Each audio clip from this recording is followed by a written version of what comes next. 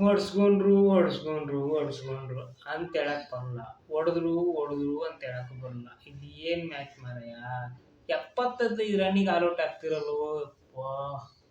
Hi ನಮಸ್ಕಾರ, I am Vicky Shiva.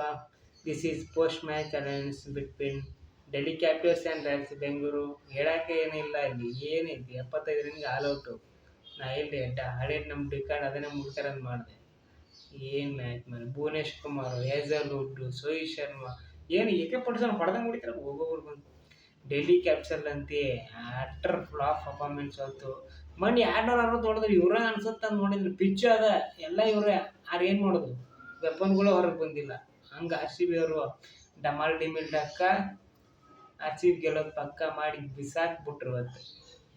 ಆದರೂ Bhuvneshwar Kumar bowling, Hazlewood bowling, Rohit Sharma never before never after ಆ ಥರ ಬೌಲಿಂಗ್ ಅಟ್ಯಾಕ್ ಇರ್ತದೆ.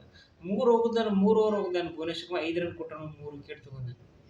ಹೇಜಲ್ವುಡ್ 3.3 ಓವರ್ ಹೋಗಿದ್ದಾನು, 12 ರನ್ ಕೊಟ್ಟನು, 4 ವಿಕೆಟ್ ತೊಗೊಂಡು. ರೋಹಿತ್ ಶರ್ಮಾ 4 ಓವರ್ ಹೋಗಿದ್ದಾನು, 7 ರನ್ ಕೊಟ್ಟನು, 1 ವಿಕೆಟ್ ತೊಗೊಂಡಾನು.